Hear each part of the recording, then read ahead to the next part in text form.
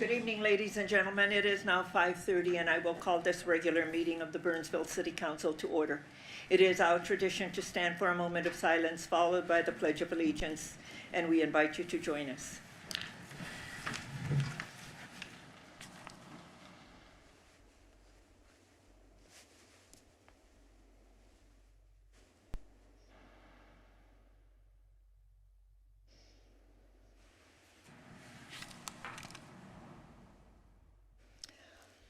I pledge allegiance to the flag of the United States of America and to the republic for which it stands, one nation, under God, indivisible, with liberty and justice for all.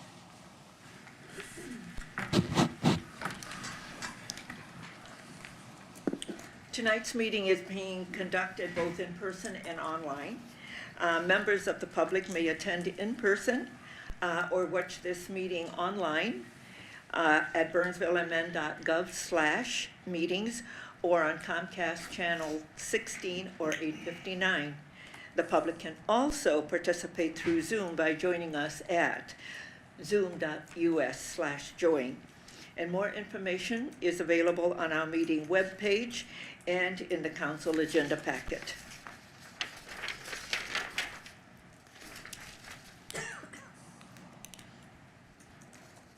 The next item on the agenda is announcements, and we have one proclamation and we have some presentations.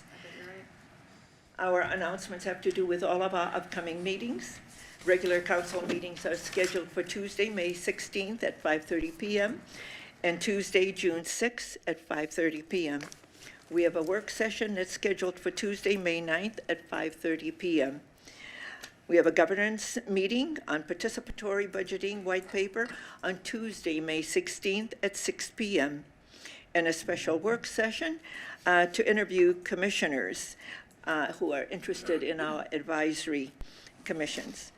Tuesday, May 23rd at 5:30 p.m. in Conference Room D. Unless noted, all meetings of the City Council are held here in the council chambers.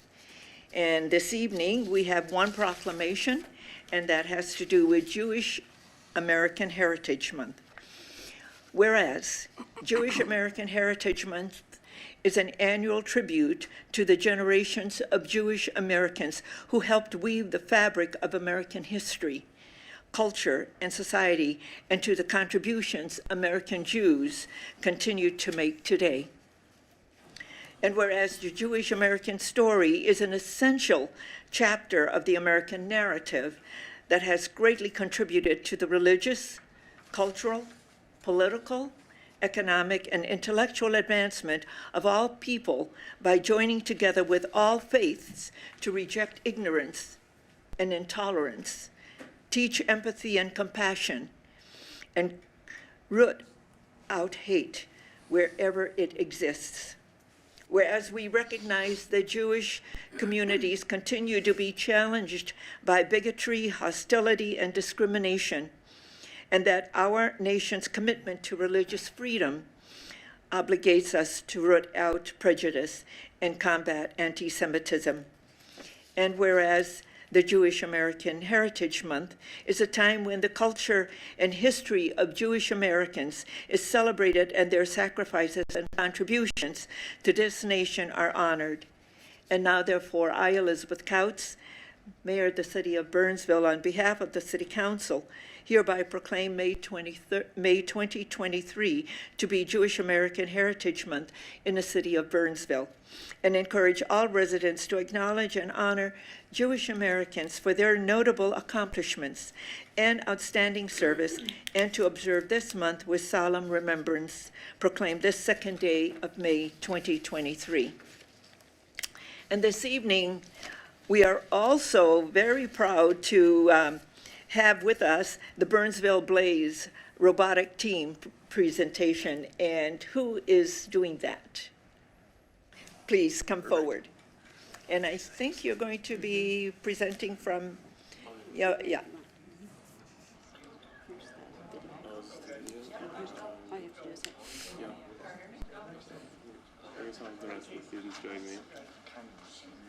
So, Yeah, we're very proud of you all, and thank you for all of the work that you do, and congratulations. thank you. Yes, we're the Burnsville Blaze Robotics team, located out of Burnsville High School, not very far from here. But essentially, we're here to talk a bit about our season this year and how our very successful season this year. I know we have a quick video. This is essentially just a quick showcase of what we're doing this year. Every year we do something different, and this year we have a very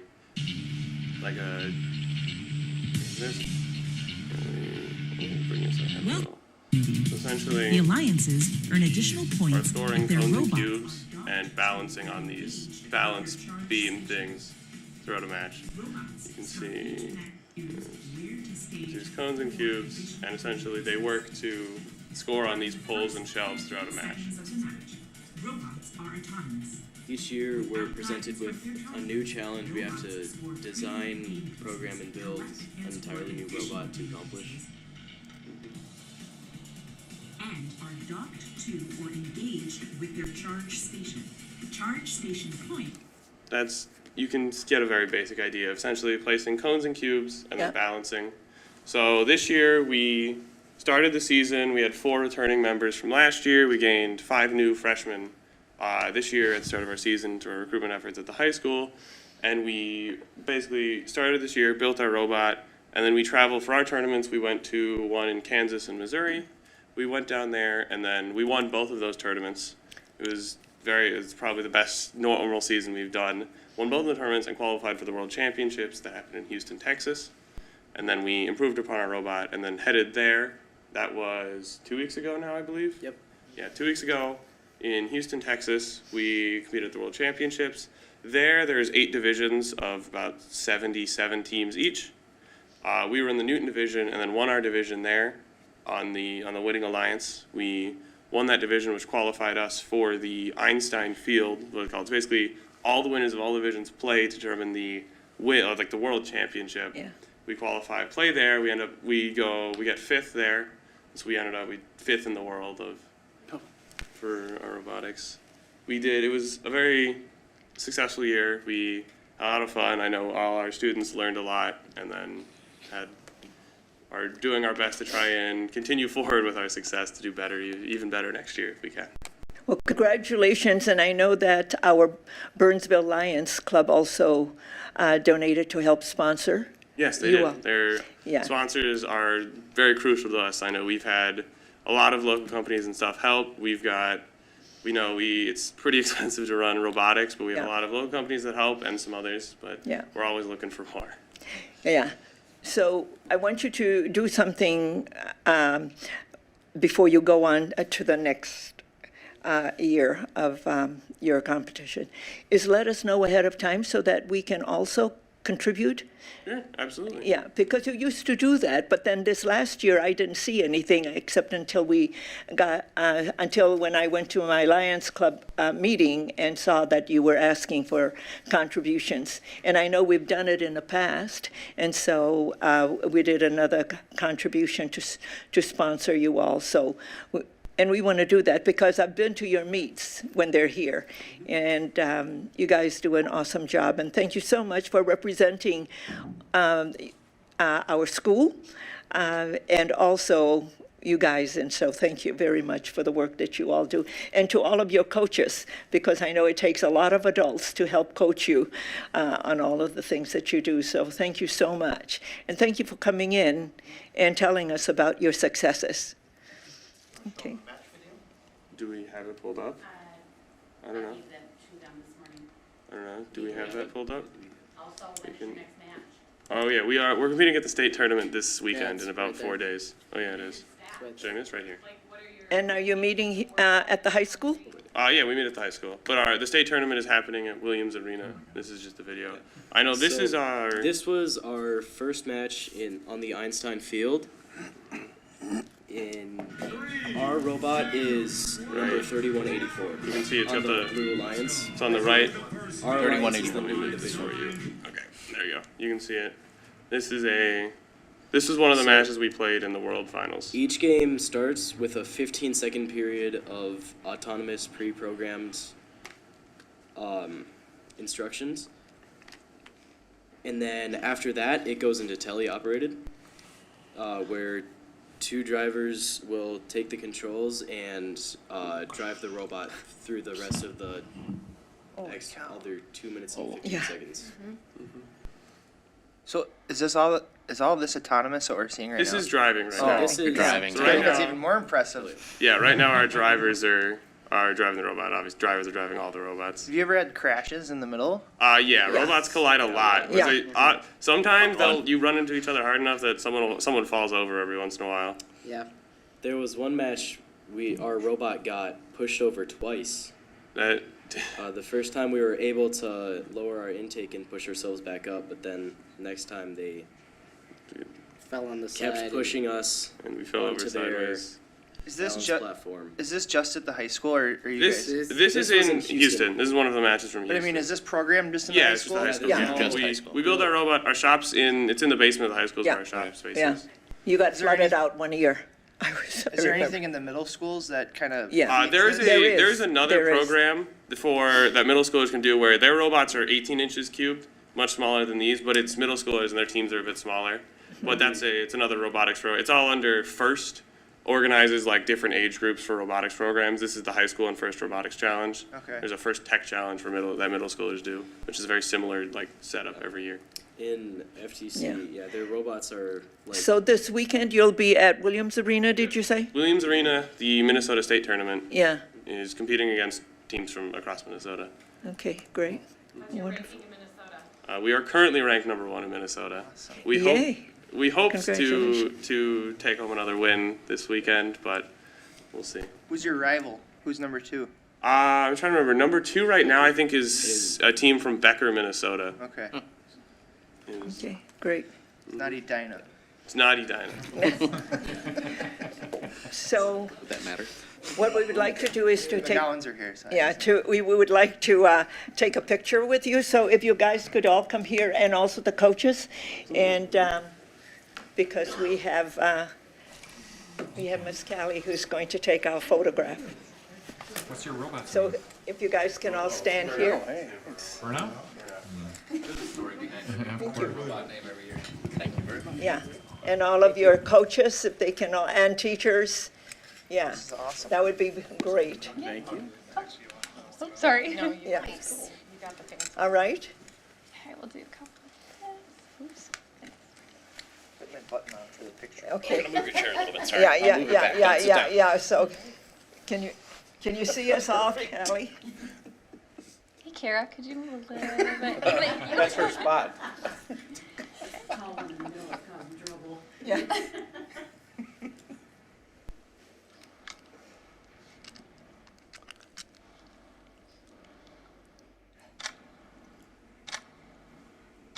Thank you. Thank you so much. As a parent of one of these guys, I also want to just point out that, like, this is our next generation of problem solvers, Yes, right? you Like, know, these are the guys, and we really appreciate your support. They went up against kids who were sponsored by NASA, who basically writes them a blank check. Google, Microsoft. We played with teams who had a $400,000 a year budget. We don't come anywhere close to that. When we went to Worlds, we had to scramble to earn the $15,000 that would get us there. So we're a small team, but we got a lot of heart, and we got a lot of people, good people behind us. So we Small but appreciate mighty. you. Yeah. yeah. Thank you. Well, let us know when you do the next fundraiser ahead of time. Yeah, okay, great. Thank you. Thank you for coming in. Yeah, thank you all. Yeah. Okay. And now it's my pleasure to invite from our Burnhaven Library, we have Mr. Chad. Yes. Come forward, please, and give us your update. Madam Mayor, council members, thank you for the opportunity to be here. I just want you to know that is a really tough act to follow. And before anybody can ask, I have no idea what our library is ranked in the state. So, What about the county? oh, we're the best in the county, There we hands go. down. I will stand by that statement. So as I've done in previous years, stopped by the council to give a brief update of what the library has been doing over the course of the past year and kind of talk a little bit about the direction we're heading in the upcoming year. Usage statistics at a glance, we had just over 170,000 visitors at the library this past year. We checked out over 500,000 items, so our usage numbers continue to climb. We're still not to our pre-pandemic levels, but we're getting close. And then over the stretch of 9 different county libraries, we had just over 30,000 individuals attend classes and events at our libraries. The Burnsville Library share of that, we had about 3,500 to 4,000 people attend classes at our library. Some of the specific highlights that I was hoping to draw your attention to today, and I have to mention this just because they are our neighbors. The Burnsville License Center was renovated this past year. So the library gave up about 10 feet of space, which enabled the License Center to double its seating capacity. The Burnsville License Center is actually the busiest license center in all of Dakota County, and up until just recently, it was also the smallest. So the License Center now has additional seating so that people are not standing elbow to elbow throughout their brief wait. And they were able to add a service station as well so that they could increase capacity to serve our residents. Also want to talk a little bit about some of the educational supports available at the library this past year, including hotspots and Chromebooks. The library system in Dakota County loans about 400 hotspot and Chromebook kits out to residents, and we are seeing a huge demand for that. We've got about a 3-week waiting list in any given time for those hotspot and Chromebook devices, and we just found out that the funding for that is going to be continue to be provided over the course of the next year. So we will see that service continue at all of our libraries. Also wanted to mention that we have regular homework help tutoring services on Wednesday evenings at the library throughout the academic year. Anywhere from 4 to 5 different tutors are on site on any given Wednesday, and we have a large number of residents who stop by. Happily, we're seeing a lot of residents from underserved populations coming in for support, so we're getting a lot of Latino residents, we're getting a lot of Somali residents coming in, and I anticipate that our numbers are going to be even more robust next year, that the word has gotten out. And then my personal favorite thing here, I just want to say that story time is back. After 2 years of the library being very, very quiet, we now have baby story times and toddler story times happening in the building again. So Tuesday and Wednesday mornings, if you don't like kids, don't come to the library, because for at least 2 or 3 hours on each of those mornings, we are just swamped with kids.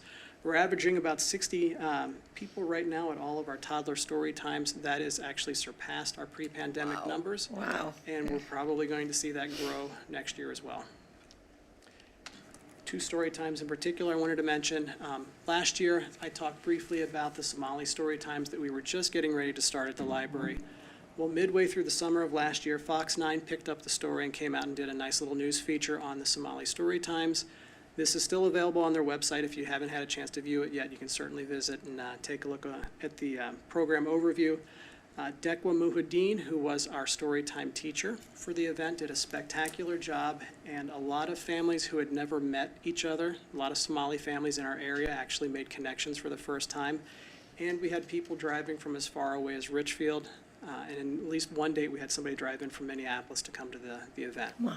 So we're in the process now of trying to figure out how to fund continuing storytime sessions with our Somali families. Stay tuned in the months ahead for some more information on that. And then, did I see BJ Youngman here this evening? Chief Youngman, I have to give a shout out here. We had asked for some support with our story times. We wanted to get a firefighter to come by and talk to the kids. And I was secretly hoping that BJ would agree to come out himself, but he said he had some great people that he was willing to volunteer, and Assistant Chief Neil Dwyer came by to do a storytime program in January. So we had about 65 people present for the story time with the firefighter. Wow. And Chief Dwyer talked a little bit about personal safety. He talked a little bit about what it is that firefighters do, because for some of those tiny little kids, seeing somebody showing up in their firefighting gear can be kind of a scary thing. So he talked about the importance of having firefighters and why we need to have people who are community helpers like firefighters. And this really kind of dovetails into the story time sessions that we do at the library, because we're constantly talking about how important it is to help people, how important it is to have people that you can rely on, and how important it is to be safe. So this was a natural fit for what we were doing at the library. And Chief, thank you for your support. I will be calling you again next year. All right, a couple of trends just to mention briefly before I step away here. Just like the city of Burnsville, the library has invested in an outreach vehicle. I think, what's the name? Is it Eva? Yeah. Is that the vehicle that you Yes. got here in Burnsville? Ours is nowhere near as fancy as that, but after meeting with your team, we are actually going to be buying a new vehicle sometime within the next year and a half and upgrading. So we still may not be quite at Eva's level, but we are going to up our game a little bit, and you'll see our vehicle out and around the community as well. Another major trend that we have, and this is kind of in response to just the aging of our population, we are sending librarians out now to multiple senior residences throughout the city of Burnsville. We've currently got 5 different senior centers that we're visiting. We provide materials to individuals who can't make the drive over to the library. We bring books to them. We take books back from them. We also do tech support when we arrive. The ostensible reason, the apparent reason we do that is because we want to support people who want to do e-books and e-audio books. But what my staff tells me is that this also just turns into a general help session where everybody brings their technology down and says, can you help me with this? And I've got a great team. They're more than willing to help out with anybody that brings in their tech questions. So those have been fun over the course of the past year, and I anticipate we'll probably be growing those sessions as well, just because there's such a demand for it. One other thing to mention in terms of senior services, every year the library offers tax preparation services for senior citizens through AARP. We do 200 tax service slots where we can bring in 200 individuals to get their taxes done at the library. Right now, there are only about a half a dozen different places in Scott County and Dakota County where you can get your taxes done for free. So the ARP organization is constantly looking for volunteers who can support these initiatives. We would love to see more sites in our area. In order to do that, though, we need volunteers. So anybody who is a retired accountant, anybody who's a retired math teacher, somebody who's just looking for something fun to do with senior citizens, look me up early next year. I'll get you in touch with our ARP connections. They do a really extensive training so that you don't need to be afraid about doing tax services with seniors. But we want to make sure that we continue to offer this service, and if at all possible, we want to help ARP expand it because there is truly a huge demand for this.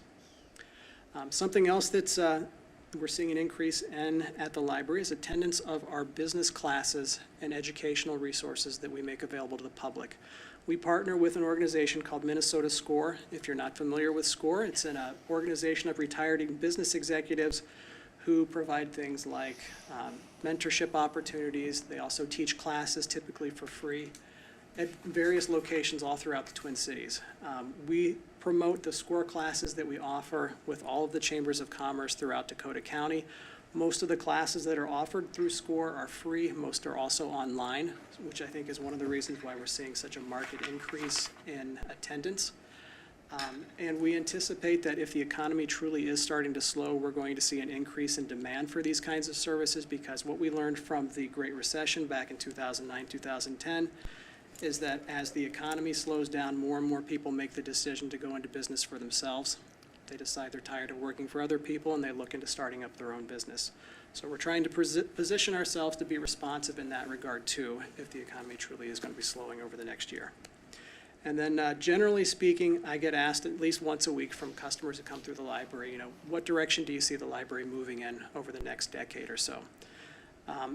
In very broad strokes, I can, with about 99% confidence, say the changing patterns and usage we're seeing at the library are not necessarily on or center around the collection so much. So we're not getting rid of the books anytime soon. What we're seeing is a change in how customers want to use the library space. So we have people coming in now who want to be able to they want to study for college classes, they want to work on whatever business or organization, has given them the opportunity to work remotely. They want to collaborate with other coworkers or colleagues, sometimes in different locations around the state or different locations around the country. And sometimes they just need meeting space. We've been pushing library services pretty heavily to some of the businesses that are located up and down Highway 42, and we're getting a large number of businesses that are now coming into the library to do things like staff meetings, they're doing trainings, they're doing hiring events, they're doing performance evaluations, and that's great. We want the library to be versatile enough to address those needs and to support those different businesses. But in the future, if we get to a point where the library ends up being remodeled, you would anticipate that we will probably see an increase in the number of meeting rooms, the number of meeting spaces that we make available to residents. Councilmember Keeley had actually stopped by a few weeks ago during the grand reopening of the License Center. and I had showed him around the library. It was the first time he'd been in a long time. He was asking about the private study rooms that we have. We've got 10 different study rooms that we make available on a rental basis for free to anybody that wants to stop in. This past year, those rooms were used over 5,000 times, and we anticipate that we're going to see an increase in those usage numbers as well. So the biggest change I think that you can expect in the library is just the way that it's being used in the future.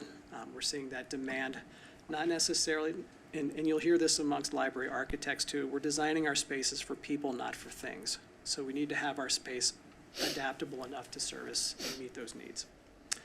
I have some time left over here if anybody has questions for me or any ideas that you'd like me to bring forward as well. And this also goes to our residents who are watching from home too. We are always looking for new ideas and new things to do at the library. Mr. Lubers, I have to congratulate you and thank you, because I have experienced increase of services, I believe, that you're providing to our community. The services that you take out on the go to seniors, I believe that's been done only under your leadership, and thank you so much for all of that. But there are so many things that you have done to improve the excellence in service of the library to our residents and to our business community.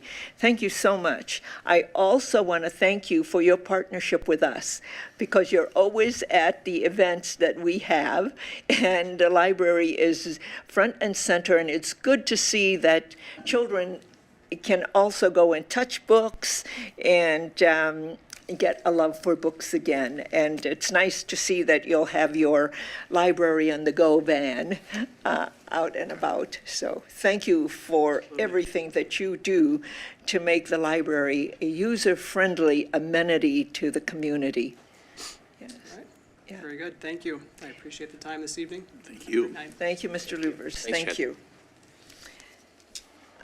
The next item on the agenda is citizens' comments, and this is the opportunity for anyone in the audience to address the council on an item that is not on the printed agenda and not an application form that will be coming before us at a future date.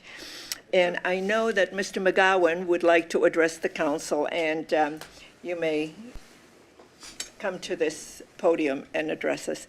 And we only have so much time because we have to attend to the business of the community.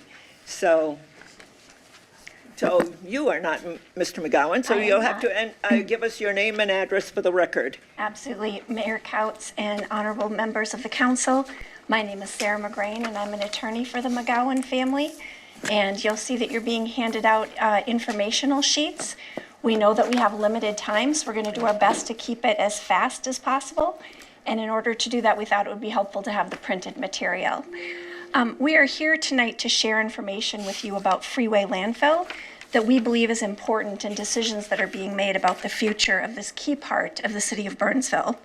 We are also here as part of the open forum of the meeting because the legislation that the MPCA has proposed would spend $165 million on something that facts and data show is not an urgent risk to our community. There have been questions and concerns about this part of the city of Burnsville for decades as to the conditions of the land, what should happen next, and who should make those important decisions.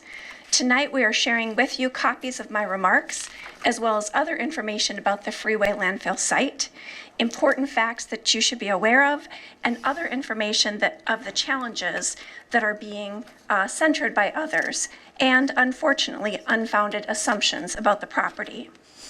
The McGowan family owns approximately 230 acres of land in the city of Burnsville, and they've paid well over $1 million in real estate taxes in the past 10 years. The family has been one of the largest landowners in the city of Burnsville since the 1960s. This property includes the old freeway landfill site, which closed 54 years ago, the freeway landfill, which was closed 33 years ago, and 3 active businesses, including a concrete recycling site, the freeway transfer station where waste is collected, sorted, reloaded onto semis, and transferred off the site, and a golf driving range. The McGowans have tried to work with the MPCA to come up with a solution that would be helpful for everyone for over 3 decades. Unfortunately, this process has not been cooperative, and our concern is that incorrect information about these interactions have created what we believe are some unfounded conclusions. The MPCA for years has tried to take ownership of the McGowan property in order to quote-unquote clean it up, despite repeated tests, results showing that it is safe and it is not a threat to the area drinking water. This is not my opinion, but it is findings of the experts who have spent many years making tests, reviewing the data, and analyzing the data. With us tonight are the senior environmental scientist at Stantec, Mark Olson, as well as the senior environmental engineer, Carlson McCain, John Lichter. Both of these experts have been associated with and testing the freeway landfill for 2 decades to ensure that the land is safe. Ironically, Michael McGowan became aware that a neighboring property owner, Kramer Mining and Materials, worked with the city to come up with their own plans to redevelop the McGowan's land without any input from the McGowan family. This detailed plan included light industrial development, park space, and more. It can only happen if all 3 of the McGowan current businesses are shut down. It is unprecedented and frankly offensive for someone to make plans to develop property that they do not own. Like the closed freeway landfill, the adjacent Burnsville sanitary landfill also abuts the Kramer mine and borders the Minnesota River. But the freeway property is being treated drastically differently by the city than their neighbor. We ask simply that you look at the handouts that we brought with us tonight. Our goal is to provide you with facts that tell a more complete story than what the MPCA has been telling in the past. It is disappointing that a family-owned business could be treated this way in a city like Burnsville. We think you'll agree that it is wrong to take people's property for free. We think you will agree that it is wrong to develop property someone else owns, especially when those people have been good citizens and taxpayers of the city of Burnsville for decades. Thank you for your time tonight, and Michael and his son Richard and our entire team would welcome an opportunity to meet with you to have a deeper discussion of these issues and to come up with solutions that benefit our entire community. Thank you for coming in. Thank you. Okay. The next item on the agenda is additions to the final agenda. And this is for emergency items only. City Manager Lindberg, do we have any emergency items to be added to the agenda this evening? Nothing from staff, Madam Mayor. Members of the council? Okay. We then will move on. The next item on the agenda is the consent agenda. This is a grouping of items that's considered to be routine and will be enacted by one motion. However, an item on the consent agenda can be removed for a separate discussion and vote. Is there anyone in the audience who wishes an item on a consent agenda to be removed for a separate discussion and vote? Mrs. Collins, anyone online? No one, Madam Mayor. Okay. City Manager Lindberg. Not from staff, Mayor. Members of the council, may I have a motion to adopt the consent agenda, please? So moved. Second. There's a motion and a second. All in favor, please say aye. Aye. Aye. Opposed, say nay. And the motion carries. We now move on to the regular agenda. And the item on the regular agenda is a public hearing for a proposed business assistance to Pacifica Square Burnsville LLC and support of allocating grant of Dakota County Environmental Legacy Fund. Presenting this evening is our Assistant Community Development Director, Ms. Regina Dean. Mrs. Dean. Good evening, Mayor, members of the council. This item is very familiar to you, I'm sure. In 2020, the city received the opportunity to allocate funds through Dakota County and through the Dakota County CDA to support a redevelopment or economic development project. The project that was identified at your April 11th City Council work session to receive support was a Pacifica of Burnsville application to remodel and to do a facade remodel onto the former Gordman space at the Burnsville Center. Additional improvements include some outdoor pedestrian improvements, sidewalks, and dining space. So we've been actively working with the developer, with our city attorney on the terms of any future subgrant agreement.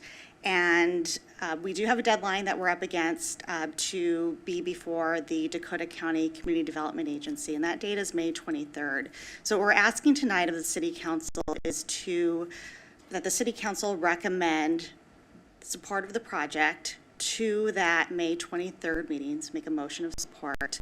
And then we do have a public hearing, which we're asking for the council to continue to May 16th to allow for the City Council to take official action on the subgrant agreement and to allow for public comment related to the business subsidy or business assistance. Okay, so you're asking me to open the public hearing and to make a statement of support for this project to Dakota County Correct. and to continue the public hearing. So we're making a motion to support the project before the public hearing. I'm going to defer to our city attorney. If that's okay, Mayor. Mr. Shepherd. Yeah, Mayor and Council, 2 items, you can take them separately. So you can open up the public hearing and take a motion to continue the public hearing to the May 16th meeting date. And that public hearing will then be continued to that meeting date. The second item that staff is asking is the motion for support to the Dakota County to help them Pacifica get the grant from Dakota County that will then come back with the sub-grant agreement at our next meeting. And we'll have a public hearing on that sub-grant agreement. Okay. Kind of convoluted, but Is that support, we're supporting the concept of this, or? Yes, that's correct. You're not the concept, we're supporting the He just said the project. concept. Yeah, which is it? Well, yeah, concept or the project. You just said project, and he's saying concept.